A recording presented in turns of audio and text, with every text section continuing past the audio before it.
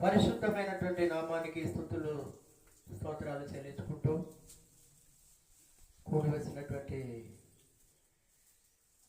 దైవ జనాంగం అంతటికి కూడా నా యొక్క హృదయపూర్వక వందనాలు నేను చెల్లిస్తున్నానమ్మా. అందరికీ ప్రైజులాడమ్మా, అందరికీ వందనాలు. మీ అందరికి కూడా షలోం, మీ సమాధానము కలుగును గాక. మంచిది. ఈ యొక్క మధ్యాహ్న కాల సమయం దేవుని అనుకూలమైనటువంటి సమయంలోనికి, ఆయన సన్నిధానంలోనికి చేరి వచ్చినటువంటి మనందరం కూడా ఎంతో ధన్యులం. నిజంగా కూడా ఇలాంటి ధన్యత అందరికి దొరకదు, కొందరికి మాత్రమే. కొందరు మాత్రమే పందెములో పోరాడేటువంటి ప్రతి ఒక్కరు కూడా పందెములో గెలవరు. కానీ గెలుస్తామన్న నమ్మకం గలవారికే ఆ గెలుపు సాధ్యమవుతుంది. హల్లెలూయ. నిజంగా కూడా మనం ఎంతో ధన్యులం. ఈ యొక్క సామెతలు 16వ అధ్యాయాన్ని సొలొమోను గారు అనుభవపూర్వకంగా, ఆయన జ్ఞాని, ఆయన జ్ఞానవంతుడు, ఆయన జ్ఞానం గల మాటలు మనందరం కూడా వింటున్నాం. ఇలాంటి మాటలలో సత్యం ఉంటుంది, న్యాయం ఉంటుంది. అనేక రకాలుగా మనం నడవలసినటువంటి మార్గం, మనం వెళ్ళవలసినటువంటి మార్గం మనందరికీ చూపిస్తూ ఉంటుంది. హల్లెలూయా. అందుకే మొదటి వచనంలో మాట్లాడుతున్నాడు ఆయన, హృదయ ఆలోచనలు మనుషుని వశము, చక్కని ప్రత్యుత్తరం ఇచ్చుటకు యెహోవా వలన. హల్లెలూయా. హృదయములో ఉన్నటువంటి ఆలోచనలు మనందరం కూడా ఆలోచన చేస్తామమ్మా. మనందరం కూడా మన హృదయంలో ఎన్నో ఆలోచనలు ఉంటాయి, దీంట్లో ఎన్నో బాధలు ఉంటాయి, దీంట్లో ఎన్నో కష్టాలు ఉంటాయి, దీంట్లో ఎన్నో మానని వేదనలు ఉంటాయి, మరిచిపోని ఉంటాయి దీంట్లో. అందుకే భక్తుడు రాస్తా ఉన్నాడు, అన్నీ చెప్పేవి కావు, చెప్పినా కొందరికి అర్థం కాదు, నీ భాష అర్థం కాదు, మన మనుషులు ఎన్నడూ అర్థం చేసుకుంటారో మనకు తెలియదు, మన భర్తలు, మన పిల్లలు, మన సమాజము మనల్ని ఎన్నడూ అర్థం చేసుకుంటారో తెలియదు. మంచి చెప్తే వాళ్ళు చెడు ఎదురు చేస్తూ ఉంటారు మనకి. అందుకే ఇక్కడ అంటున్నాడు, హృదయ ఆలోచనలు మనుషుల వశం, మన వశములో ఉంటాయి, మనలోనే ఉంటాయి అవి. కానీ మన హృదయాలోచనలు గుర్తించగలిగినటువంటి, మన హృదయాలోచనలు గ్రహించగలిగినటువంటి వాడు యేసు ఒక్కడే. హల్లెలూయా. ఆయనకు తప్ప ఎవరికి తెలియదు. నువ్వు ఏం అనుకుంటున్నావో, నువ్వు ఏమి ఆలోచిస్తావో అది ఆయన ఒక్కడికే తెలుసు. ఎవరికి కూడా, ఈ భూమి మీద ఉన్నటువంటి ఏ మానవునికి కూడా, ఏ జ్ఞానికి కూడా అర్థం కాదు. నీ భార్యకు తెలియదు, నీ భర్తకు తెలియదు, నీ పిల్లలకు తెలియదు, పిల్లల మనసు తల్లిదండ్రులకు తెలియదు, ఇతరుల మనసు మనకు తెలియదు, మన మనసు వారికి తెలియదు.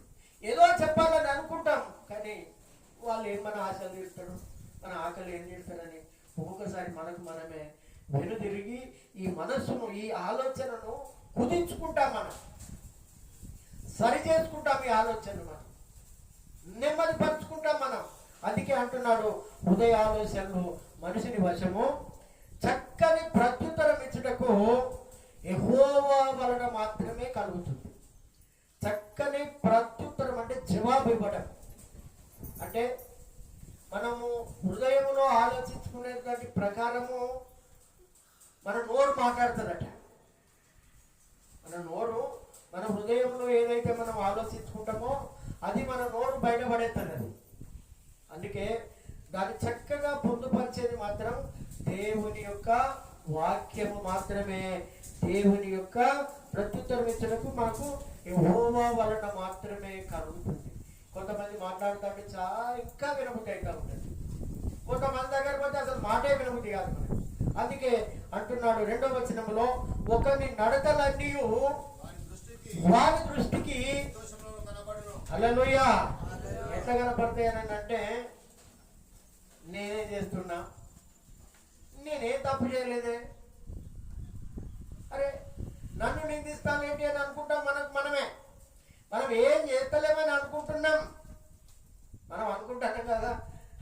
మా దోస్తుకు ఆయన ఉండే, ఆయన ముస్లిం క్యాండిడేట్ అయితే నేను ప్రతి ఒక్కటి పాపము అని చెప్పేది. నేను ఆయన అనేది, అంటే మనమే పాపం చేస్తానమ్మా, నువ్వు సిగరెట్ తాగుతాను ఇదే పాపమే, నువ్వు మందు తాగుతాను ఇదే పాపం. మా బైబిల్లో చెప్తున్నాడు మా దేవుడు, ఇది పాపం పాపం పాపం. ఏమోనయ్యా మీరే పాపం పాపం అంటారు, మాకు ఏమి లేదు అనేది ఆయన. కానీ శివరాకర్కి ఆయన సాక్ష్యం చెప్పింది ఏంటిదంటే, సుధాకర్ నీ తర్వాత నేను సిగరెట్ బంద్ చేసిన, నీ తర్వాత నేను మందు బంద్ చేసిన. ఇది ఆయన ఇచ్చినటువంటి సాక్ష్యం. హల్లెలూయా. ఎందుకు చెప్తున్నాను అంటే, ఒకటి కంట్రోల్ చేయాలని అంటే మన ప్రవర్తన. మళ్ళీ మనం ఎప్పుడైనా తాగిన మనకు ఆయన ఏమంటాడు, ఆయన నిన్ను నమ్మనంటాడు. దేవుడు కూడా అంతే ఇక్కడ. అందుకే అంటున్నాడు, ఒకరి నడతలన్నీ వాని దృష్టి, అంటే మనం నడిచేటువంటి నడక, మనం మాట్లాడేటువంటి మాట. మనం అనుకుంటాం కదా నేను బాగానే మాట్లాడినా అని మనం అనుకుంటాం. కానీ మన నడక తీరు, నడకను చూసి మనిషిని గుర్తించవలసినట. నడక, కొన్ని రకాల నడకలు నడతారు మానవులు. అలాంటి నడక వాళ్ళని చెప్తున్నాడు, నడతలన్నీ వాని దృష్టికి నిర్దోషములుగా కనపడతాడు. చెడు పనులు చేసేటోడికి మనకి ఇది కూడా ఇదే ఎంజాయ్ అనుకుంటాడు. వాడు మోసం చేసేటోడు ఇదే ఎంజాయ్ అనుకుంటాడు, ఇదే నాకు ఇదే బతుకు జరుగు అనుకుంటాడు. వాడు అన్యాయం చేసేవాడు ఇదే వాడి నడక కరెక్ట్ అనుకుంటాడు. దొంగతనం చేసేవాడు ఇదే కరెక్ట్ అనుకుంటాడు. తాగుబోతుంటాడు వాడు ఇదే కరెక్ట్ అంటాడు. ఇంకా వాడు ఏమంటాడు అంటే, తాగుబోతాడు, తిననోడు తాగనోడు దున్నపోతాయి పుట్టాడు అంటాడు. వాడు చెప్తున్నా, ఇవన్నీ నడకలు. మన నడక కూడా చాలా జాగ్రత్తగా వేయాలి. అడుగు తీసి అడుగు వేయాలి. అందుకే అంటున్నాడు, ఒకరి నడతలన్నీ వారి దృష్టికి యథార్థములుగా కనపడను, యెహోవా ఆత్మలను పరిశోధిస్తాడు. ఆయన హల్లెలూయా పరీక్షిస్తాడు. మనం డాక్టర్ దగ్గరికి పోయిన తర్వాత డాక్టర్కు రోగం తెలియదమ్మా, గుర్తుపెట్టుకోండి. ఎప్పుడైనా డాక్టర్కు రోగం తెలియదు. అది రక్త పరీక్ష చేయాలి, అది మూత్ర పరీక్ష చేయాలి, నిన్ను స్కానింగ్ అన్నది తీయాలి, నిన్ను ఎక్స్రే అన్నది ఇస్తేనే నీ లోపల ఏమన్నది కనపడుతుంది. కానీ మనం ఆలోచించుకునే మాటలు ఒక దేవునికి తప్ప ఎవరికి కూడా తెలియదు. అందుకే చెప్తున్నాడు, యెహోవాట ఎలాంటి వాడట, ఆత్మలను పరిశోధిస్తాడట, పరీక్ష పెడతాడు. మనం ఒక్కొక్కసారి చెడు ఆలోచనలు ఆలోచిస్తాం, మనం చెడు చూపు చూస్తూ ఉంటాం మనం. ఎందుకంటే ఒక్కొక్కసారి కోపంతో ఆవేశంతో ఒక్కొక్కరిని మన ఇంట్లో ఉండి మనం వినపడకుండా వింటాం మనం. కానీ ఆ గోడలు కూడా ఒక రోజు సాక్ష్యం ఇస్తాయని మాట్లాడుతున్నాడు ఇక్కడ. హల్లెలూయా. ఇంకో మాట ఏమంటున్నాడు అంటే, నీ పనుల భారము యెహోవా మీద నుంచాలి, అప్పుడు నీ ఉద్దేశములు సఫలమవుతాయి. నీ పనుల భారం మనకు ఉన్నటువంటి పనుల భారం. పనులు అంటే మనం చేసేటువంటి పనులు. భారం అంటే ఈ రోజులలో పిల్లల భారం, పిల్లలకు తల్లిదండ్రుల భారం, తల్లిదండ్రులకు వీళ్ళు భారం, రోగం ఒక భారం, అప్పు ఒక భారం, బాధ ఒక భారం, ఒక సమస్య ఒక భారం. ఈ భారంలోకి వెళ్ళి ఎట్లా బయటికి వెళుతాము? ఈ కరువు నుంచి ఏ రకంగా బయటపడతాము? ఈ దరిద్రం నుండి ఎన్నడు బయటపడతాము? ఈ శ్రమల నుండి ఎన్నడు బయటపడతాము? ఈ వేదనల నుండి, ఈ రోగం నుండి, ఈ యొక్క మాంత్రిక క్రియల నుండి, ఈ చేతబడి చిల్లంగి క్రియల నుండి, ఈ చేతబడి క్రియల నుండి ఎన్నడు బయటపడతాం? ఇవన్నీ భారాలు మనకు. ఇంకా ఎంతకాలము భరించాలో? ఈ రోగాన్ని భరించాలో, ఈ అప్పులు భరించాలో, ఈ శ్రమను భరించాలో అంటున్నాడు ఆయన. నీ పనుల భారము నీకు ఏ భారం ఉన్నది? నీకు ఈరోజు ఏ భారం ఉంది? నాకైతే అప్పు భారం ఉన్నది, నాకు కూడా రోగం ఉన్నది, బీపీ ఉంది, షుగర్ ఉంది. నేను తెల్లవారు ఆదివారం నాడు ప్రార్థన చేసుకుంటాను, ప్రభువా మరి 1 గంట 2 గంటల వరకే ఇట్లా అయిపోయి ప్రాణం. హల్లెలూయా. వాక్యం అయిపోయేంత వరదాకా నన్ను నిలబెట్టు. హల్లెలూయా. నా భారం ఆయన మీద వేయాలి, నేను నా కష్టాన్ని ఆయన మీద వేయాలి. ఇది నేను మోయలేకపోతున్నాను. ఆయన అంటున్నాడు, ఇది మామూలు మాట కాదమ్మా. మన భారాన్ని మన మీదనే ఉంచుకొని, మన కష్టాలను మన మీదనే ఉంచుకొని మనమే ఈడ్చుకుంటూ వెళుతున్నాం, కానీ మనం దేవుని మీద మాత్రమే వెళ్ళడం లేదమ్మా. ఒక ఆయనట, ఒక అతడు పెద్ద కట్టెల మోపు లేకుంటే గడ్డి మోపు ఎత్తుకొని పోతాడు. చాలా జాగ్రత్తగా వినండి. గడ్డి మోపు ఎత్తుకొని పోతాంటే చూడలేక ఒక వ్యక్తి ఏం చేసినట్టే బండి ఆపాడు. బండి ఆపితే ఆ బండి ఎక్కి కూర్చున్నాడు. కొంత దూరం పోయిన తర్వాత ఈయన వెనుక తిరిగి చూసేసరికి ఆ మోపు ఆయన మీదనే పెట్టుకొని అట్లే కూర్చొని ఉన్నాడు ఆయన. అరే ఏంటయ్యా, నీకు ఏం చెప్పాను కూర్చోమంటే, అయ్యా నువ్వు నన్ను కూర్చోమన్నావు కదా, నా గడ్డి మోపును కూడా ఏమని చెప్పలే కదా. అంత మూర్ఖత్వంలో ఉన్నాం ఈరోజు మనం. నీ భోగాన్ని నాకు ఇయ్య, నేను తీసేస్తా, నీ బాధ తీసేస్తా, నీ కష్టం తీసేస్తా, నీ అప్పులు తీసేస్తా, నీ సమస్యలు తీసేస్తా, నీ దరిద్రాన్ని తీసేస్తా. ఆయన ఎందుకు వచ్చాడు ఈ లోకానికి? ఆయన అంత శ్రమ పడ్డాడు, అంత కష్టపడ్డాడు. మోయలేని సిలువ, భరించలేనటువంటి ఆ యొక్క దెబ్బలు ఎందుకు భరించాడు? మనందరి భారాలు మోయనికే. హల్లెలూయా. మన కష్టాలు తీర్చనికే ఆయన ఈ లోకానికి వచ్చాడు. అందుకే అంటున్నాడు, ఏమంటున్నాడు? నీ పనుల భారము యెహోవా మీద వేయాలి. ప్రభువా ఈ భారాన్ని నేను మోయలేకపోతున్నాను, ప్రభువా ఈ సమస్యను నేను మోయలేకపోతున్నాను, ఈ కష్టాన్ని, ఈ కుటుంబ భారం, ఈ భర్త భారం, భార్య భారం, పిల్లల భారం నేను మోయలేకపోతున్నానయ్యా. ఒకసారి అయితే నేను అప్పు సమస్యలు, ఫోన్ల మీద ఫోన్లు, చేతుల చిల్లిగవ్వలేదు, ఎలా తీర్చాలో తెలియదు, ఏం చేయాలో తెలియదు. ఇదే కర్ణపూర్ మందిరంలో ఒంటరిగా ఏడ్చుకుంటూ నేను ప్రార్థన చేసినమ్మా. ఏడ్చుకుంటున్న బాధ, నా కష్టం. అయ్యా ఈ అప్పుల వాళ్ళతో నేనైతే మాట్లాడలేను, మీరే మాట్లాడండి ప్రభువా. వాళ్ళు మీద పడ్డట్టు వస్తున్నారు, నా మీద తిందామని వస్తున్నారు, కర్దామని వస్తున్నారు, ఏం చేయాలి ప్రభువా? ఇక నువ్వే నాకు దిక్కని నేను ప్రార్థన చేసుకొని నేను బయటికి వెళ్ళిన తర్వాత వాళ్ళే, నువ్వు ఎప్పుడు ఇస్తావో చెప్పు, నువ్వు ఎప్పుడు ఇస్తావో చెప్పు, మేము అప్పుడే వస్తాము, కానీ నువ్వేం టెన్షన్ పెట్టాము. హల్లెలూయా. భారం అయిన మీద వేయాలి, మనం దాచుకోనికి వీల్లేదు. మనకు మనమే ఉంచుకొని ఏం చేయాలి? కట్టం వచ్చింది, తీర్చేవాళ్ళు లేడు, వాడు సహాయపడతాడు, వీడు సహాయపడతాడు, ఎవరు సహాయపడతారండి నీకు? దేవుని మీద వేయాలి. మనకు ఒక దేవుడు ఉన్నాడు, ఆ దేవుని మీద మనం ఆనుకోవాలి. అందుకే అంటున్నాడు, నీ భారం యెహోవా మీద నుంచుము, అప్పుడు నీ ఉద్దేశములు, నీ ఉద్దేశం సఫలం కావాలని అంటే మంచి ట్రీట్మెంట్ తీసుకోవాలి. ఏ డాక్టర్ దగ్గర పోవాలని అడుగుతాం మనం. ఎక్కడ మంచి డాక్టర్ ఉన్నాడయ్యా? ఎక్కడ మంచి వైద్యుడు ఉన్నాడు? ఎక్కడ మంచి పాస్టర్ ఉన్నాడు? ఎక్కడ మంచి సంఘం ఉంది? ఎక్కడ మంచి చర్చి ఉంది అని మనం తెలుసుకుంటాం. తెలుసుకోవాలి, అది బాధ్యత. అది అందుకే అంటున్నాడు ఇక్కడ, నీ ఉద్దేశములు సఫలం చేస్తాడండి, సఫలం చేస్తాడండి. హల్లెలూయా. ఇది నేను నమ్ముతా, గట్టిగా నమ్ముతా. ఇప్పటికి కూడా నాకు ఏ కష్టం వచ్చినా ప్రభువా ఇది నీకే సాధ్యం, నేనైతే చేయలేను ప్రభు, నేను బలహీనుడను, నేను శక్తిహీనుడను, నా నుంచి కావడం లేదు. ఆయన మీద వేయాలి, మనకు మనమే మోయడం కాదు. ఎవరికి చెప్పుకుంటామండి? నా భార్య మోతుందా? నాకున్నప్పుడు నా భార్య చెప్తే ఇప్పటికే ఆ నడుము నొప్పి కాదు, అది మంచాలు కలిగి కూడా లేదు. అది చెప్పండి. నేను కొన్ని సమస్యలు, నువ్వు అన్నీ నాకు చెప్పవు, నీ మర్మం నాకు చెప్పవు, నా మర్మం చెప్తే నువ్వు బతకనే బతకవని చెప్తాను. ఎందుకు చెప్తున్నానంటే మనకు ఒక దేవుడు ఉన్నాడు, న్యాయము తీర్చేటువంటి దేవుడు. హల్లెలూయా. మనకు సమాధానాన్ని ఇచ్చే దేవుడు, మన దుఃఖాన్ని తీసివేసే దేవుడు, మన రోగాన్ని తీసివేసే దేవుడు, మన అప్పులను తీసేసేటువంటి దేవుడు.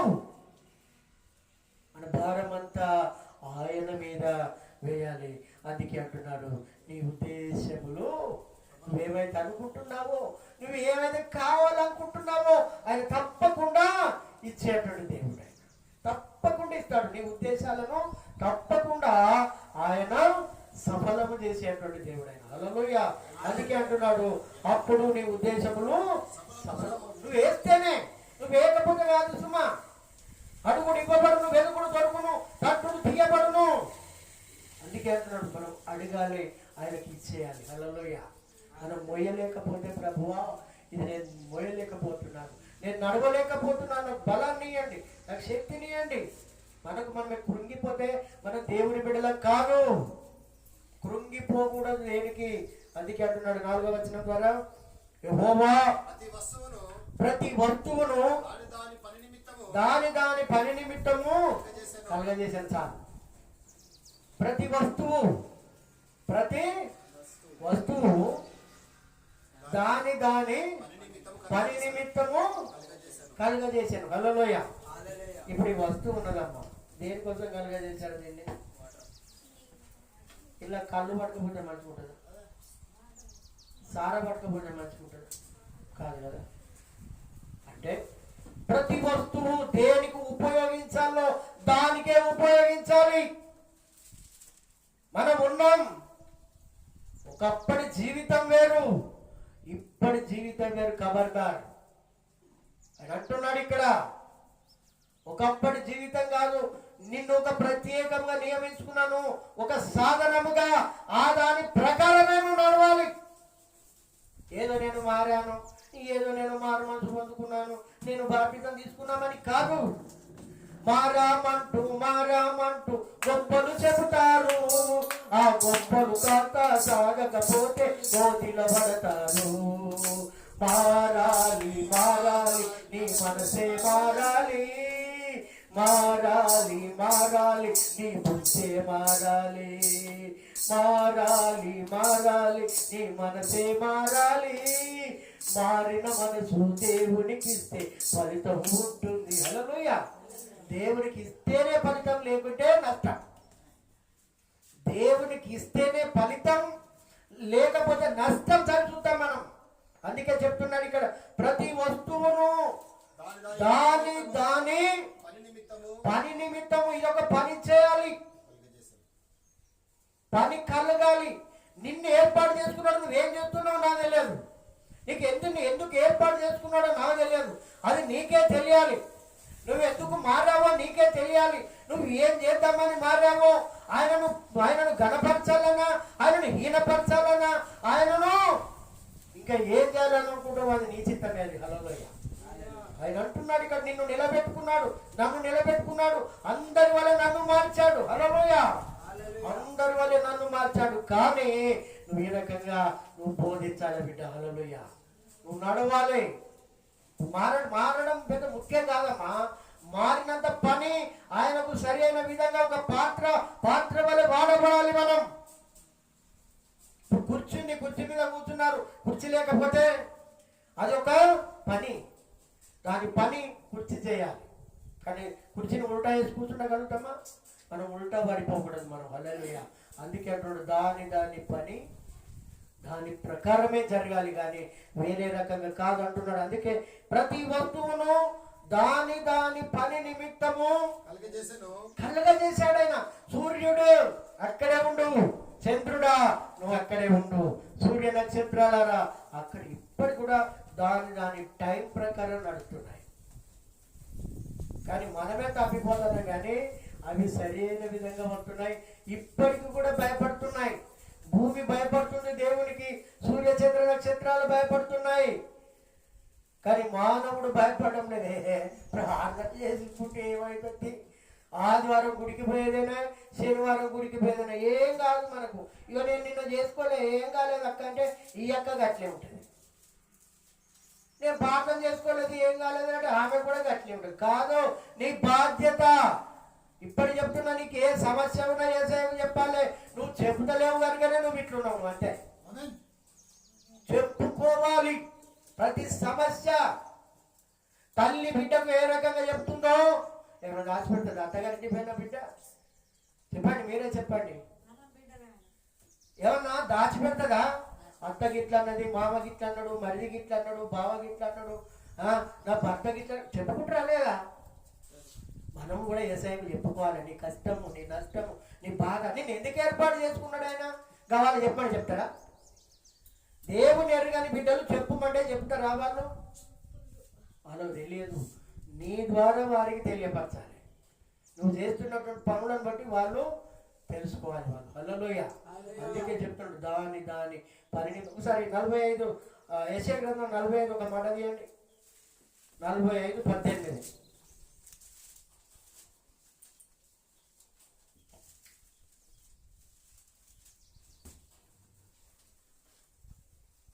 Page number 607. ఆకాశములకు సృష్టికర్తయగు యెహోవాయే దేవుడు. ఆయన భూమిని కలగజేసి దానిని స్థిరపరచెను.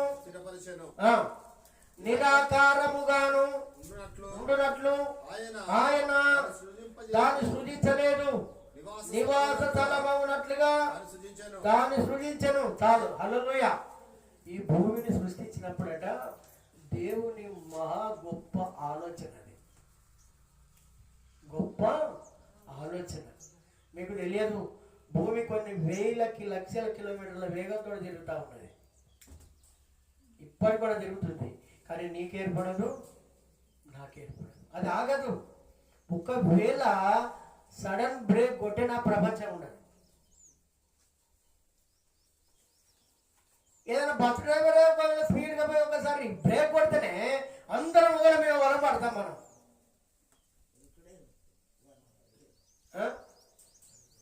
కదా, అవునా కాదా? కానీ భూమిని ఎంత తిరగాలనో ఆయన అంతే ఏర్పాటు చేశారు. గట్టిగా చప్పట్లు కొట్టండి. అంతే తిరగాలి. మనుషులకు నష్టం కలిగించకూడదు. నీ స్థానం అది. గద్దించాడు. ఆ రకంగానే తిరుగుతాం. కంట్రోల్ తప్పి మనగా పిచ్చోళ్ళగా తిరుగుతలేదు. అది ఒక క్రమమైన పద్ధతిలో క్రమమైన ప్రార్థన జీవితం కలిగి ఉండాలి. మనం క్రమమైనటువంటి విధంగా మనం ఉండాలి. అందుకే అంటున్నాడు, ఆయన ఏమంటున్నాడు అని అంటే, ఇక్కడ నిరాకారముగా ఉండునట్లు ఆయన దాన్ని సృజించలేదు. ఆకారము కలిగి ఉంది. దానికి ఒక ఆకారం ఉంచాడు. ఒక ఆకారము ఈ భూమికి నియమించి నివాస స్థలం అవునట్లుగా దాన్ని సృజించాడు. హల్లెలూయా. నివాస స్థలం అంటే మనం ఇల్లు కట్టుకోనికి వీలుగా, మనం నివసించాలని, చలికి తట్టుకోవాలని, వర్షానికి తట్టుకోవాలని, ఎండబారుని తప్పుకోవాలని మంచి ఇల్లు కట్టుకోనికి దేవుడు ఈ యొక్క భూమిని ఏ రకంగా ఉంచాడట? ఏ రకంగా ఉంచాడన్నది ఇక్కడ నివాస స్థలం. మనం నివాస స్థలం. హల్లెలూయా. కానీ మన పర్మనెంట్ నివాస స్థలం అయితే ఇది కాదు. కొన్ని రోజులు ఉండడానికి ఇది మనకు నియమించాడు. మన భూమి మీదకి రాకముందు ఈ భూమి ఎరికేనా? మనకు తల్లి గర్భంలో ఉన్నప్పుడు మనకి ఎరికేనా? చెప్పండి, వాళ్ళు ఎన్నుకుంటే చెప్పండి. నేను దర్శనం ద్వారా చూసిన, నేను కళల ద్వారా చూసిన, నేను అట్లా చూసినా ఇట్లా చూసినా అంటే వాళ్ళు ఉన్నారు ఎవరన్నా? భూమి ఉన్నదని మనకు తెలుసా? మనం ఈ లోకానికి వస్తామని తెలుసా? కానీ ఆయనకు తెలుసు. హల్లెలూయా. ఆయనకు తెలుసు. నిన్ను చూశాడు ఆయన. ఆయన చేతులు మనలను ముట్టుకున్నాయి. ఆయన తాకాయి మనలను. ఆయన 2 హస్తాలతో తల్లి గర్భములో మనం ఉండాలని ఆ పిండముగా ఉన్నప్పుడే గర్భములో మనల్ని ఆయన రూపించాడు. ఆయన భద్రపరిచాడు. ఆయన కానీ పరలోక రాజ్యం కూడా ఒకటి ఉన్నదని ఈ రోజు మనకు తెలియజేస్తున్నాడు. హల్లెలూయా. అది ఉన్నది, అది ఉన్నది. ఇదెంత సత్యమో అది కూడా అంతే సత్యం. నమ్మాలి, మనం నమ్మాలి. ఇది దేవుని మాట తప్పకుండా ఉంది. నీతి క్రియలు చేయవారు అక్కడికి వెళ్తారు, అసత్య కార్యాలు చేయవారు అనుకుంటారు. అంతే తేడా. అందుకే నిరాకారముగా ఉండనట్లు దాన్ని సృష్టింపలేదు, నివాస స్థలముగా ఉన్నట్లుగా దాన్ని ఆయన సృష్టించాడు. ఎంత గొప్ప దేవుడు అండి. నిజంగా కూడా నేను అనుకుంటా, ఒక్కొక్కసారి నవ్వు వస్తుంది నాకు, ఒక్కొక్కసారి ఏడుపు వస్తుంది. ఎంత సృష్టికర్తవయ్యా, నేను ఎక్కడో పోవలసినటువంటి వాడిని, ఏ గాలికో ధూళిలో నేను పోయేటువంటి వాడిని. ఆయుష్నిచ్చావు, ఆరోగ్యాన్ని ఇచ్చావు, అవసరాలు తీరుతున్నావు, అక్కలు తీరుతున్నావు, బాధలు తొలగిస్తున్నావు, రోగాలు తీసేస్తున్నావు. అరే నీకు నేను ఏం చేశాను? అసలు నేను ఏమవుతాను నీకు? తాగి పోయిన వాళ్ళు లేరా? చెడ్డ పనులు చేసిపోయిన వాళ్ళు లేరా? సిగరెట్ సుట్టలు తాగిపోయిన వాళ్ళు లేరా? పాపం చేసిపోయిన వాళ్ళు లేరా? ఎందుకంటే దాని స్థలం. హల్లెలూయా. ఈ స్థలంలో మీరు కూర్చుండని కూడా స్థలం నిర్ణయించింది ఆయన. చప్పట్లు కొట్టండి. ఇక్కడ నిలబడని కూడా నాకు స్థలాన్ని ఇచ్చాడు ఆయన. ఆయన మామూలు వాడు కాదు. అది ఆయన ప్రణాళిక, అనాది ప్రణాళికలోనే మనల్ని అందరినీ ఏర్పాటు చేసుకున్నటువంటి దేవుడు. నువ్వు ఉన్నావు, నువ్వు అవసరమై ఉన్నావు. ఆట ఆడేటోళ్ళు ఉంటారమ్మా, లేకుంటే ఆట ఆడేటోళ్ళు మీకు అర్థం కాదు కాబట్టి కూలోళ్ళు ఉంటారా? కూలోళ్ళు తెలుసు కదా, కూలో పోతారు కదా. ఎవరెవరు పనులు చేస్తారో తెలుసా? మంచిగా పని చేసేటోళ్ళు, ముందుగా వెళ్ళి పని చేసేటోళ్ళు, అలసట లేకుండా పని చేసేటోళ్ళు ఉంటారా? అలాంటి వాళ్ళు ఏర్పరా? లేకుంటే నిద్రపోతులను, తిండిపోతులను, ఒకటే పని ఆటంకం కలిగించిన వాళ్ళని పెట్టుకుంటారా? ఎవరు పెట్టుకుంటారమ్మా? అంతే కదా. మంచి పని వాళ్ళను చేయగలిసిన వాళ్ళు అంటారు, మంచి చేయగలిసిన వాళ్ళు. అంతేనా? ఆమె ఏం చెప్తారు? రోగపతి గది కాదంటాను, అది అవసరం లేదంటాం మనం. ఏ కావాలకే చేసిండ్రు, అక్క చెప్పింది ఆమె పని చేయదంట, ఇంకొక ఆమెను పెట్టుకుందామని అంటాం. అవునా కాదా? దేవుడు కూడా అంతే అమ్మా. వాళ్ళందరూ వస్తలేరు, ఊరోళ్ళు అంటే రారు వాళ్ళు. అంటే వాళ్ళు కూడా వస్తారు, వాళ్ళకు రోజు ఉన్నది. కానీ మనం ముందుకు వచ్చాం. మనం చప్పలు కొట్టండి. మనలను ముందుగా ఏర్పాటు చేసుకున్నాడు ఆయన. అర్థమవుతుందా? మనలను ముందుగా ఏర్పాటు చేసుకున్నాడు ఆయన. ఇవన్నీ ఇస్తున్నాడు మనకి. ఇవన్నీ ఇచ్చుకుంటూ మనల్ని దాని ప్రకారంగా నువ్వు ఇట్లా చేయాలి, అట్లా చేయాలి, ఆ రకంగా చేయాలి, ఈ రకంగా చేయాలి. మనందరినీ ముందుగా ఏర్పాటు చేసుకున్నాడు నమ్మాలి. ఒకసారి ఎఫ్ఎస్సీలకు రాసిన పత్రిక మొదటి అధ్యాయం, ఎఫ్ఎస్సీలకు రాసినటువంటి పత్రిక మొదటి అధ్యాయం 4వ వచనం నుండి మనం చదువుకుందాం. ఎట్లనగా తన ప్రియుని యందు తాను ఉచితంగా మనకు అనుగ్రహించిన తన కృప మహిమకు కీర్తి కలుగునట్లు తన చిత్త ప్రకారమైన దయా సంకల్పం చొప్పున యేసుక్రీస్తు ద్వారా తనకు కుమారులనుగా స్వీకరించుటకై మనలను ముందుగా తన కోసము నిర్ణయించుకొని మనము తన ఎదుట పరిశుద్ధులమును నిర్దోషములై ఉండవలనని జగత్తు పునాది వేయబడక మునిపే ప్రేమ చేత ఆయన క్రీస్తులో మనలను ఏర్పాటు చేసుకున్నాడు ఆయన. హల్లెలూయా. ఇది మామూలుగా ఏదో మనం ఏర్పాటు చేసుకొని వచ్చింది కాదు, మనకు మనముగా వచ్చింది కూడా అంతకంటే కాదు. అందుకే అంటున్నాడు ఆయన, అందుకే అంటున్నాడు నువ్వు కావాలి, మనము కావాలి. చూడండి, యేషయ్యకి అంతమంది కొడుకులు ఉన్నారు. మరి ఎవరన్నా కోరుకున్నాడు ఆయన? కోరుకోలే. ఈ సమయాలు అనుకుంటున్నాడు కదా, ఇతడే కావచ్చు, ఈయన ఎర్రగా బుర్రగా ఉన్నాడు, మంచిగా ఉన్నాడు, ఇతడే కావచ్చు, దేవుడు కోరుకున్నవాడు ఇతడు కావచ్చు అని అనుకుంటున్నాడు. కానీ దేవుడు సమయంతో మాట్లాడుతున్నాడు, అతడు కాదయ్యా పట్టి. అట్లా ఏడుగురు వెళ్ళిపోయారు అని ఇంకెవరన్నా దేవుడు పంపింది ఎప్పుడు కూడా వ్యర్థం కాదు. నువ్వు గీవిల్ అంటావు అని అంటే ఒకడు కడగొట్టాడు ఉన్నాడు, పనికిరానోడు ఉన్నాడు.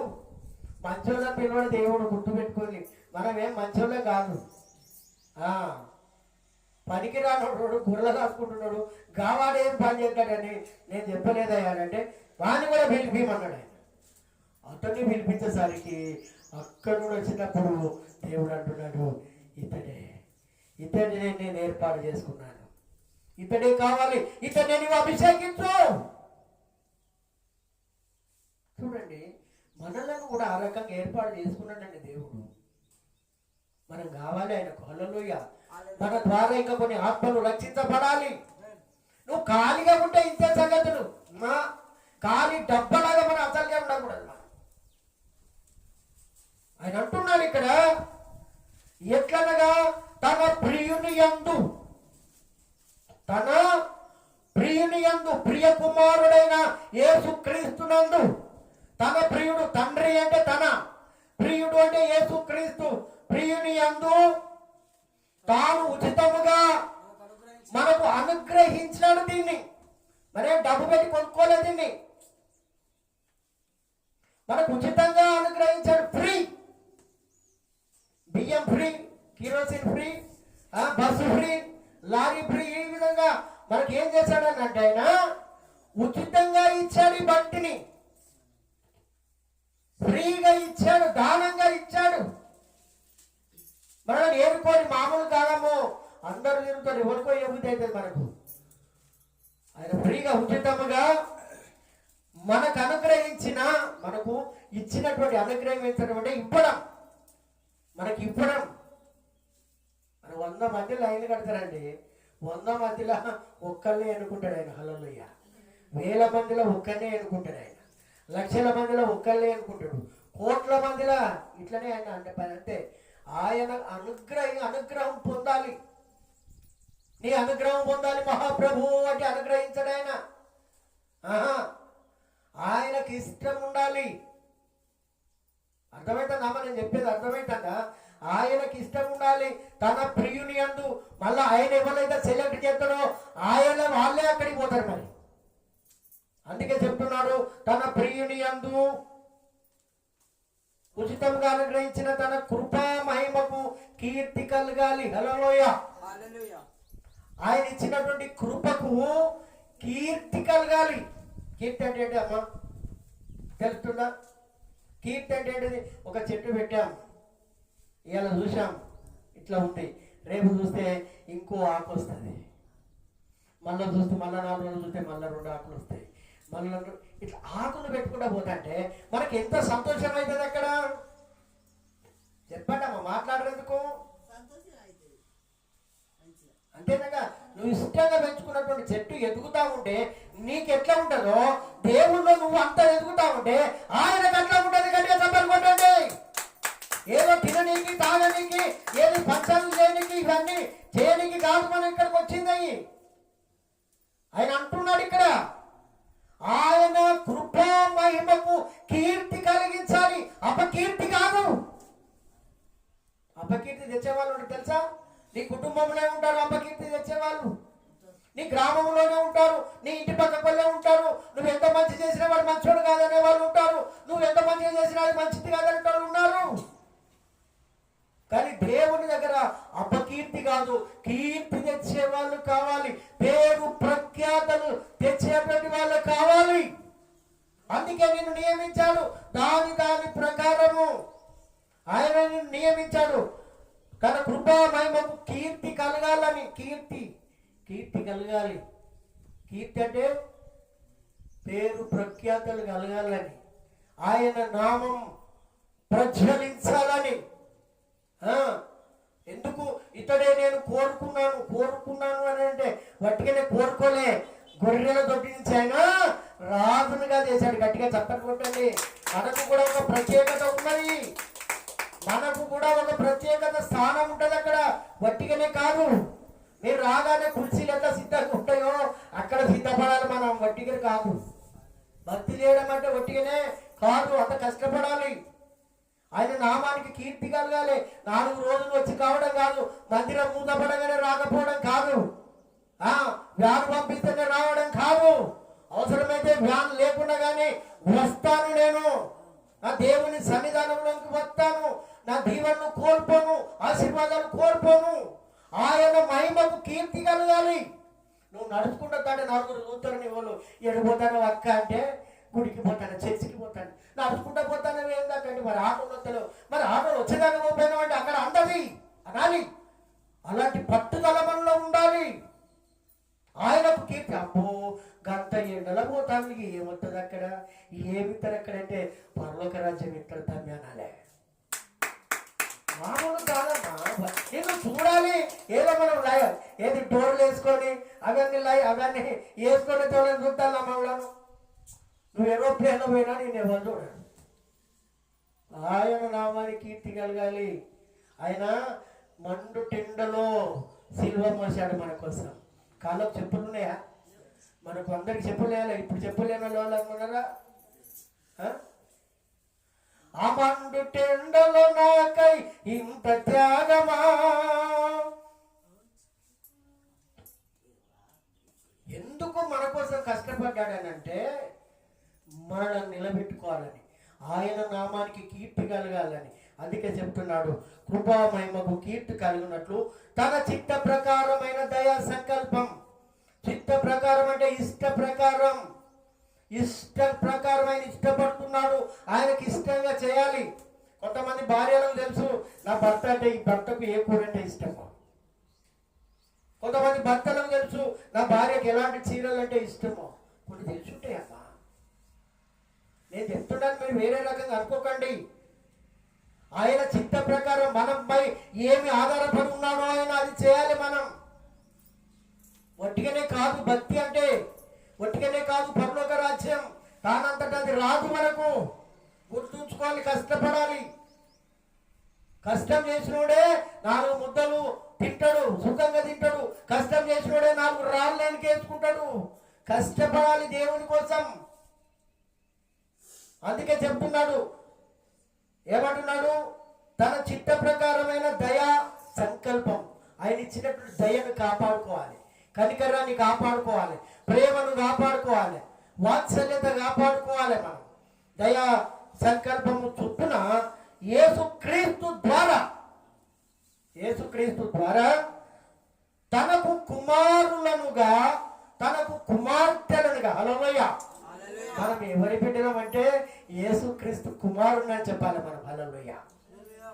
మనం నిర్భయంగా మీ నాన్న పేరు ఏం పేరంటే డైరెక్ట్ చెప్తారు పిల్లలు. నీ భర్త పేరంటే డైరెక్ట్ చెప్తారు. నీ భార్య పేరంటే డైరెక్ట్ చెప్తారు. మనం ఎవరి కుమారులం అంటే యేసుక్రీస్తు కుమారులం. హల్లెలూయా. అందుకే అంటున్నాడు, ఏమంటున్నాడు?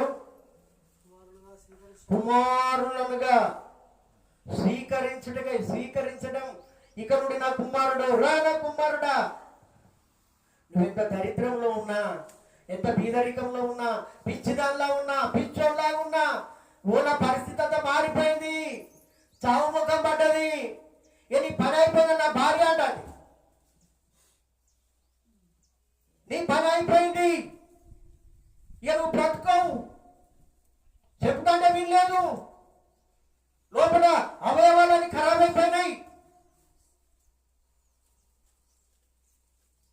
మరి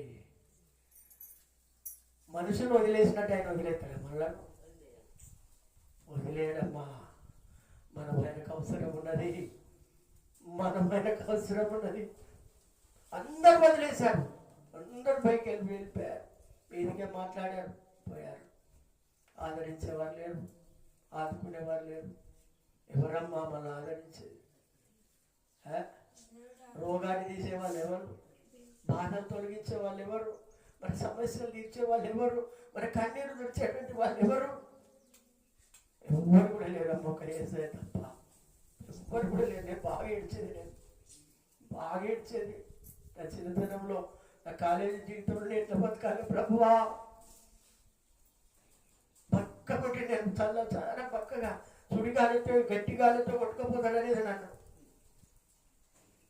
పారబడి తమ్ములేను, గడ్డపారబడి చెక్కలే, నాకు ఏ పని రాదు, మా నాన్న ఏ పని నేర్పలే, మరి ఉద్యోగం లేదు, ఏం చేయాలి ప్రభువా అని ఏడుతా ఉంటే కింద మెత్తలు నడిచేదమ్మా.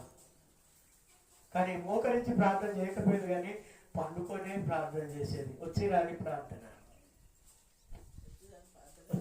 ప్రార్థనే చేసి నా కష్టాన్ని తలుచుకుంటూ నా భవిష్యత్తును తలుచుకుంటూ బాగా ఏడ్చేటువంటి వాడిని.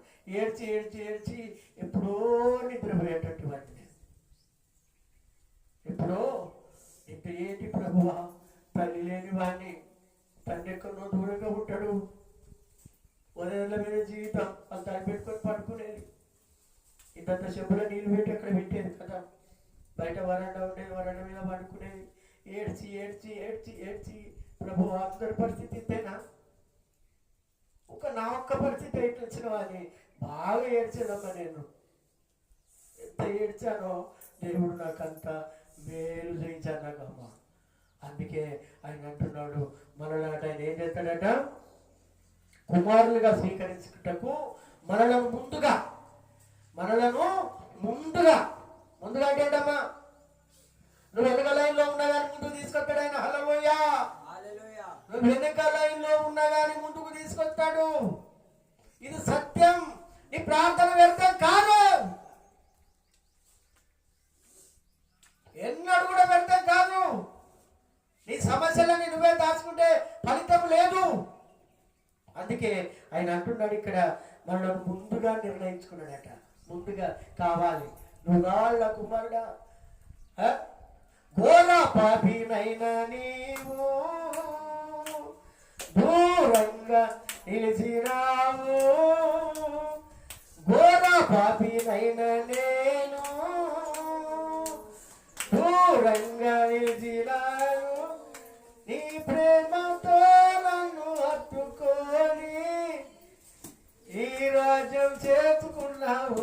ఎంత మంచి దేవుడవేసయ్యా, నీవెంత మంచి దేవుడవేసయ్యా, నా చింతలన్నీ తీరేనయ్యా నిన్ను చేరగా. ఎంత మంచి దేవుడవేసయ్యా, ఎంత మంచి దేవుడవేసయ్యా. చిన్నప్పుడే అనుకున్నారు, ఎవడు బ్రతకడు, వీడు బ్రతకడు, తల్లి లేదు, అలా ఎక్కడో ఉంటాడు, వదనల మీద జీవితం, వీడు బ్రతకడని లోకం అనుకున్నది. చాలామంది అనుకున్నారమ్మా. అలాంటి పరిస్థితి, వేదనకరమైన పరిస్థితి. ఇప్పటి కూడా ఏ తల్లి అయినా తన కుమార్తె చిన్నపిల్లలు నిలబెడతాంటే నేను ఏడుస్తా, నాకు అంత దుఃఖం వస్తుంది నాకు. అయ్యో, నా తల్లి నాకు నిలబెట్టిందో లేదో, నా తల్లి ముఖం నాకు తెలియదు,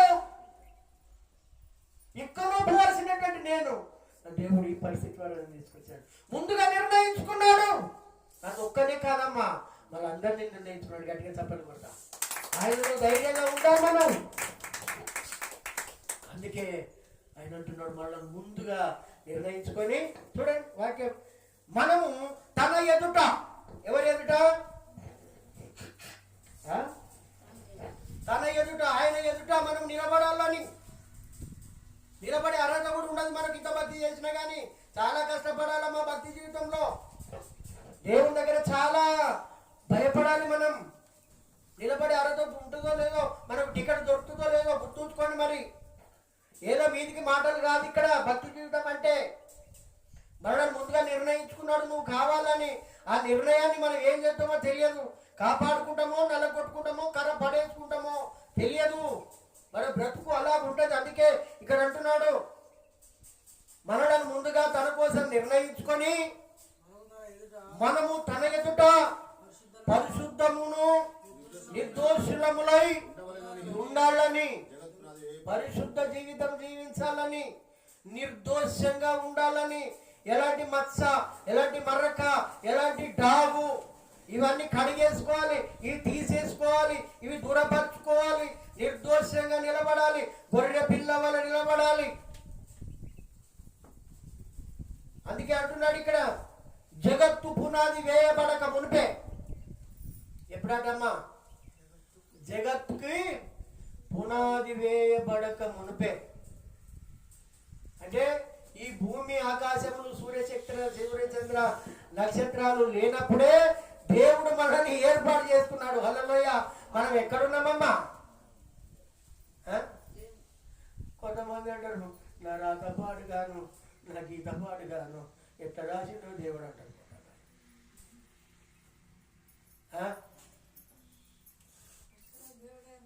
ఇక కొంతమంది అంటారు నా కట్టం దానికొస్తే బాగుండు, నా కట్టం వానికొస్తే బాగుండు. ఇది కాదు, నీకు ఎంత కొంత ఏది రావాలో అది ఇస్తాడు, అది అంతే. మామూలుగా కాదు. క్రైస్తవ జీవితం అంటే కోస్తారు మనలను, కోచు కూడా మనం పరీక్ష చేసేది ఉన్నది. ఇంకా వట్టిగానే కాదు, ఏదో వస్తున్నాం పోతున్నాం అని కాదమ్మా. చాలా క్రిటికల్ ప్రాబ్లంలోనికి మనం వెళ్ళాలి, అంత శ్రమ పడాలి మనం. ఎందుకు మనల్ని ముందుగా నిర్ణయించుకున్నాడు? కొంతమంది అంటారు నేను పెద్దదానిగా పుట్టకపోతేనే బాగుండు, నేను పెద్దోనిగా పుట్టకపోతేనే బాగుండు, మా అయ్య నాకే ఊకే పనులు అని చెప్తాడు, మా అవ్వ ఊకే నాకే పనులు అని చెప్తాడు అని అనుకుంటారు కొంతమంది. మనకు కూడా అలాంటి పని చెప్తున్నాడు ఇప్పుడు. హల్లెలూయా. మనం మామూలు వాళ్ళం కాదు. ఒక రకంగా ఆలోచిస్తే మనం జ్యేష్ఠుల సంఘం, జ్యేష్ఠుల మనం కడగొట్టు వాళ్ళం కాదు. మొదటి వాళ్ళగా నిలబెడతాడు ఆయన, మొదటి లైన్లో. మనం అనుకుంటాం కదా డాక్టర్ సీట్ దొరుకుతుందో దొరకదో, బస్ అందుతుందో అందదో, ట్రైన్ అంతదో అందదో అని అనుకుంటాం కదా. లేదు లేదు, నీ కోసం అక్కడ ఉండేటట్టు చేస్తాడు ఆయన. అట్లా చేస్తాడు. నమ్మాలే నువ్వు. దేవుని నమ్మినట్టయితే గుర్తు పెట్టుకోండి, ముందుగా నిర్ణయించుకోవాలి. రెండో ఆలోచన రావద్దు, అపశకునాలు మనం మాట్లాడనేవద్దు, ఆశీర్వాదకరంగా మాట్లాడాలి, శాపవచనాలు కాదు. అందుకే అంటున్నాడు ఇక్కడ, జగత్తు పునాది వేయబడక ముందే, ఈ భూమిని ఇంతకుముందు మనం అనుకున్నాం కదా, ఈ భూమిని తయారు చేయకముందే, ఈ సూర్య చంద్ర నక్షత్రాలు రాకముందే, ఆదాము లేకముందే, ఆదాము లేకముందే. అరే ఇది ఎలా సాధ్యం? నువ్వు కొత్త మాటలు చెప్తాను ఏందన్నా అని మీరు నన్ను అనొచ్చు. లేదు లేదు, మనం ఉన్నాం, మనము ఉన్నాం. గుర్తు పెట్టుకోండి, అప్పుడు ఉన్నాం. మనం ఎక్కడున్నాం? దేవుని దగ్గర ఉన్నాం మనం. హల్లెలూయా. కొంతమంది పిల్లలు మనతో అంటారు, అప్పుడు నేను ఉన్నానా అమ్మా, అప్పుడు నేను ఉన్నానా? నువ్వెక్కడో ఏ బిడ్డలు ఉన్నావు అంటాం మనం. ఆ రకంగా దేవుడు మనలను ఉంచాడు అక్కడ. ఆయన స్వాధీనంలో ఉన్నాం. అక్కడ పెరిగినటువంటి వాళ్ళమే ఇక్కడ మనం సరిపోతున్నాం. మనం ఆయన స్వరూపాన్ని ధరించుకునేటువంటి వాళ్ళం మనం, కానీ ఆయన స్వరూపాన్ని మనం తీసేస్తున్నాం. ఆయన ఘనమైన నామానికి కీర్తి కలగాలి మన ద్వారా, మన ద్వారా కలగాలి, నీ ద్వారా కలగాలి, నా ద్వారా కలగాలి. అందుకే ముందుగా మనం ఏర్పాటు చేసుకొని జగత్తు పునాది వేయబడక మునిపే ప్రేమ చేత ఆయన క్రీస్తులో మనలను ఏర్పాటు చేసుకున్నాడు. ప్రేమ చేత, కఠినంగా కాదు, కోపంగా కాదు, కొట్టి తీసుకురాలే. మీరు నన్ను కొడితే భక్తి చేస్తాను అమ్మ, నువ్వు మందిరానికి వస్తావా రావా, ఏసై నమ్ముకుంటావా లేదా అని బలవంతం చేసిన వాళ్ళ రమ్మని వాళ్ళనా? ఆయన ప్రేమ చేత, ఆయన ప్రేమ, నీ ప్రేమే నన్ను ఆదరించేను, నన్ను ఆదరించేను, సమయోచితమైన నీ కృపయే నన్ను ఆదరించేను, నన్ను ఆదరించేను. హల్లెలూయా. మనం అక్కడ ఉన్నామమ్మా, అక్కడున్నాం. అక్కడుండి ఆయన ఏం చేసిండు అంటే, మనం ఎవరి కడుపులో పుట్టాలో ఇప్పటికి కూడా మనం అనుకుంటాం, నేను వాళ్ళ కడుపులో పుడితే మంచిగుండు, వాళ్ళ మధ్య సుఖపడతాను, జీవుల కడుపులో పుడితే మంచిగుండు కట్టపడతాం, లేకుంటే మంచోళ్ళ కడుపులో పుడితే మనం మంచోళ్ళుగా ఉందాం, మనం గొప్పవాళ్ళుగా ఉందాం, గొప్పిట్లో ఉంటాం, ఈ బాధలు ఉండకపోవు, ఈ కష్టాలు ఉండకపోవు, నా రాత పాడుగాను, నా గీత పాడుగాను అనుకోనికి వీల్లేదు. హల్లెలూయా. ఈ కష్టాలు నువ్వు భరిస్తావు కాబట్టి నీకు ఇచ్చాడు ఈ కష్టాలు. చప్పట్లు కొట్టండి. కష్టాలలోనే ఆయన తెలుసుకోవాలి. మనం కష్టం ఉన్నప్పుడే బాగా ప్రార్థన చేయాలి, కష్టం ఉన్నప్పుడే ఆయనకు దగ్గర కావాలి. అది భక్తి అంటే. కష్టం వచ్చినప్పుడు ఏం దేవుడవ్వా నాకు ఏమి ఇచ్చిండు, ఏం చేసిండు అని మనము అనుకోనికి వీల్లేదు. మనం ఎంత కష్టపడతామో అంత లాభాన్ని ఇచ్చేటువంటి దేవుడు. అందుకే అంటున్నాడు, క్రీస్తులో మనలను ప్రేమ చేత ఆయన ఏర్పాటు చేసుకున్నాడు. ఏర్పాటు చేసుకున్నాడు. ఒక మాట యోబు గ్రంథంలో చూసుకొని మనం ముగింపులోకి వద్దాం. యోబు గ్రంథంలో ఒక మాట మనకు వ్రాయబడి ఉన్నది.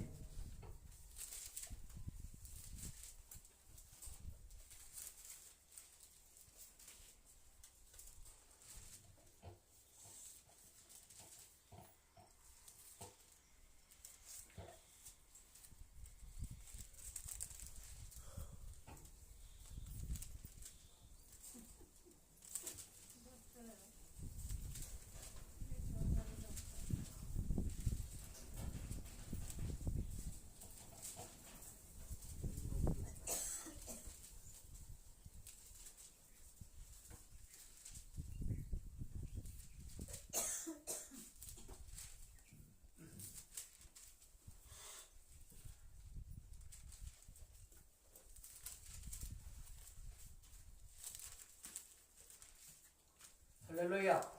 ఒకసారి చెప్తామమ్మా హల్లెలూయా.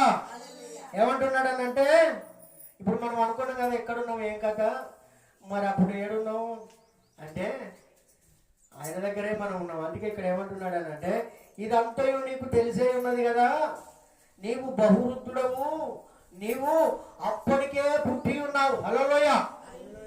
మనం అప్పటికే అక్కడ ఉన్నాం ఆయన దగ్గర. మనం కొత్తగా ఏమి రాలే, మనం అప్పుడు దేవుని దగ్గర ఉన్న వాళ్ళమే.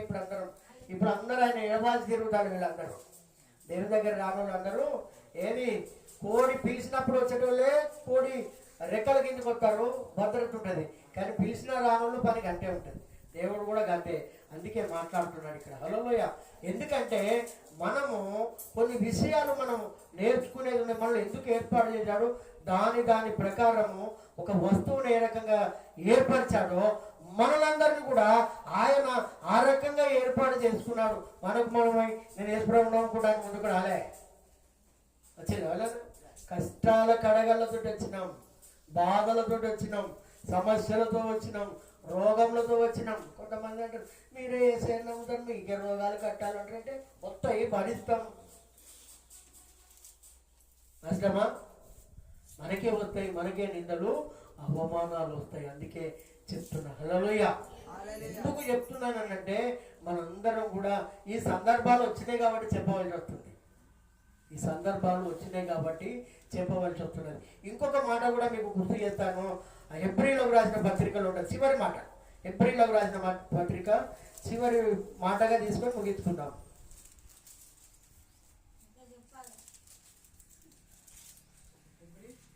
హెబ్రీలకు రాసిన పత్రిక ఒక మాట,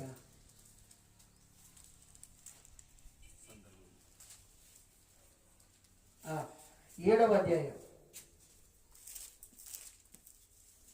7వ అధ్యాయం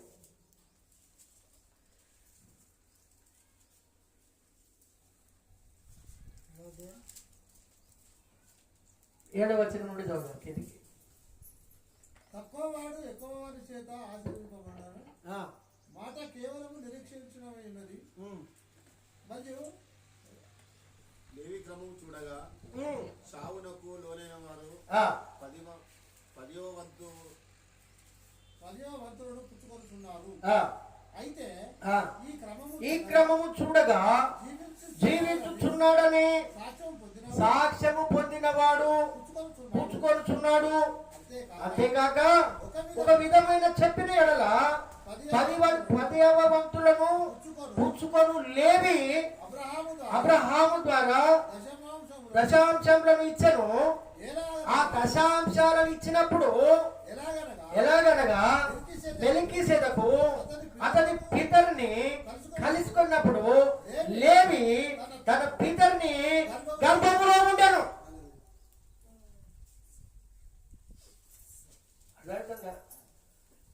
అబ్రహాం అట, అబ్రహాం ఎక్కడ, లేవీలు ఎక్కడ? ఇదంతా చూసుకుంటా పోతే గొడవదమ్మా చరిత్ర. అబ్రహాము 16 మంది రాజులను ఎదిరించి ఆ కొల్ల సొమ్ము తీసుకుపోయినటువంటి వాళ్ళను ఆ రిటర్న్ పట్టుకొని వచ్చేటప్పుడు అక్కడ మెల్కీసెదకు కనపడ్డాడు. ఆయన మెల్కీసెదకు కనపడి అప్పుడే ఆ కాలంలో అబ్రహాం రొట్టె ద్రాక్షరసం తీసుకున్నాడు మెల్కీసెదెకు తోటి. ఆ మెల్కీసెదెకు ఈ దశమాంశము ఆయనకి ఇచ్చినప్పుడు 10వ భాగం ఏది కానుక ఆయన తీసుకొచ్చిన దాంట్లో 10వ భాగం ఇస్తానంటే ఆయన అంటున్నాడు నాకు వద్దు అని అంటే, లేదు లేదు ఇది నాకంటే ఎందుకు, ఇది అంతా నువ్వే తీసుకో, నాకు అవసరం లేదే అన్న కానీ నువ్వే తీసుకో. ఆ 10 అంటే ఎప్పుడైతే తీసుకున్నాడో అప్పుడు ఆయన రొట్టె ద్రాక్షరసము ఆయనకి ఇచ్చిన తర్వాత ఈ ఇచ్చేటప్పుడు మెల్కీసెదెకు అతన్ని పీతరుని కలుసుకున్నప్పుడు పీతరుడు అంటే అబ్రహామును కలుసుకున్నప్పుడు లేవి అనేటువంటి వాడు తన పితరుని గర్భంలో ఉండను. మన పితరుడు ఎవరు? అబ్రహాం. ఈ లేవి ఎక్కడున్నాడంటే అబ్రహాము తర్వాత ఇస్సాకు వచ్చిండు, ఇస్సాకు తర్వాత యాకోబు ఏసావులు వచ్చిండు, అంతేనా?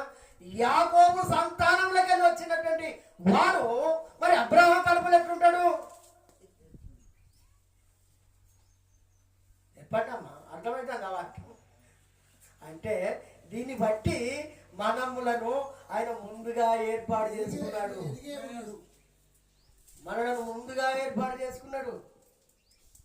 అబ్రహాం పితరుని గర్భంలో కేవలం ఆడలు గర్భం దాల్చడం కాదమ్మా, ఇక్కడ చెప్తున్నాడు పితరుని గర్భం. మన పితరులు అంటే అబ్రహాము గర్భములో లేవి ఉన్నాడు. ఒక రకంగా చూసుకుంటే మనము కూడా ఉన్నాం, ఆయన ద్వారానే కదా, అవునా? ఆ రకంగా లేవి క్రమము చూడగా ఆ క్రమం ఇప్పటి కూడా నడుస్తుందమ్మా, ఆ క్రమము ఇప్పటి కూడా నడుస్తూ ఉన్నది. అందుకే చెప్తున్నాడు మెల్కీసెదెకు అతని పితరుని కలుసుకున్నప్పుడు లేవి తన పితరుని గర్భములో ఉండెను. అందుకే ఆయన ఈ రకంగా చెప్తున్నాడు. ఇక ఇంకొక మాట కూడా మనం చూసుకున్నట్టయితే జ్యేష్ఠుల సంఘం అని చెప్పిన కదా, జ్యేష్ఠుల మన సంఘం కూడా ఎబ్రీలకు రాసిన పత్రికలోనే ఉంటుంది. కొంచెం మనం నిదానంగా చూసుకున్నట్టయితే మనకు దొరుకుతుంది. 12వ అధ్యాయం 22వ వచనం నుండి ఇది వచనాలు చూసుకుంటే మనకు దొరుకుతుంది.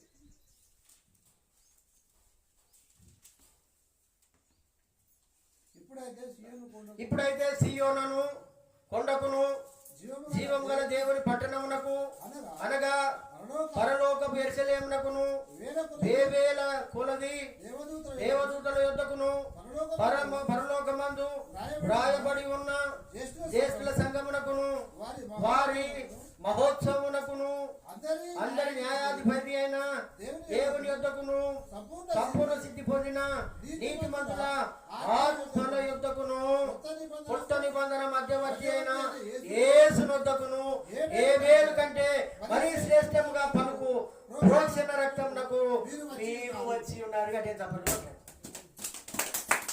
ఎక్కడెక్కడ లైన్ కలెక్షన్ కలవాలో అక్కడికి తిప్పుతాడు దేవుని యొక్క వాక్యం. మనకు ఎక్కడ ఉండవలసినటువంటి మనం సరైన రీతిలో మనము తల్లి గర్భంలో మనల్ని ఏర్పాటు చేసుకొని కొడుక బిడ్డ నువ్వు వీళ్ళ గర్భంలోనే నువ్వు పుట్టాలి, ఈ రకంగా ఏర్పాటు చేసుకున్నాడు. మనల్ని మామూలుగా కాదు ఏలమ్మా, ఇది దేవుని యొక్క మాట. జ్యేష్ఠుల సంఘం అంటే దీని గురించి వర్ణనాతీతం చాలా ఉంది బైబిల్ గ్రంథంలో. ఇస్సాకుకు గర్భఫలం ఏది అని భార్యకు గర్భఫలం రాకపోతే ఇస్సాకు పోయి ప్రార్థన చేసిండు, ప్రభువా నాకు సంతానం దయచేయమని ప్రార్థన చేస్తే అప్పుడు 40 ఏళ్ళ తర్వాత అప్పుడు సారా గర్భవతి అయింది. గర్భవతి అయిన తర్వాత అయ్యా నేను భరించలేను అయ్యా, ఈ గర్భవేదనను భరించలేను, లోపల పొరగలు కొట్టుకుంటాళ్ళట, కడుపులా గుద్దుకుంటాళ్ళు. అయ్యా దేవుడా నేనే భరించలేకుండా ఉన్నానయ్యా, వీళ్ళతోటి నేను వశపడకుండా ఉన్నా, ఏం చేయమంటావు దేవుడా అని ఆమె ప్రార్థన చేస్తే అప్పుడు దేవుడు ఆమెతోటి మాట్లాడుతున్నాడు. ఏమని మాట్లాడుతున్నాడు అంటే, అమ్మా నీ యొక్క గర్భములో 2 జనపదాలు ఉన్నాయి, ఇద్దరున్నారు, ఒకరికొకరు దుష్మని అంటున్నాడు కానీ చిన్నవానికి పెద్దవాడు దాసుడు అవుతాడు. గడియ చప్పట్లు కొట్టండి. ఇది అవసరం ఇది. మనం ముందుగా పిలుచుకున్నాడు అని అంటే మనం జ్యేష్ఠులమని నమ్మాలి. అక్కడ అర్థమవుతుందా అమ్మ? ముందుగా ఏర్పాటు చేసుకున్నాడు అంటే జ్యేష్ఠ కుమారుడు అంటే పెద్దోడు. ఈ రకంగా దేవుడు మనలను ఏ రకంగా ఎట్లా ఉంచాలని స్టెప్ బై స్టెప్ ఇగో ఇక్కడ దాకా తీసుకొచ్చాడు. ఈ టైం దాకా మన టైం దాకా మనల్ని తీసుకొని వచ్చాడు దేవుడు. హల్లెలూయా. అర్థమైందా? వాక్యం అర్థమైందా? దేని స్థానం దాన్ని ఉంచేటువంటి దేవుడు.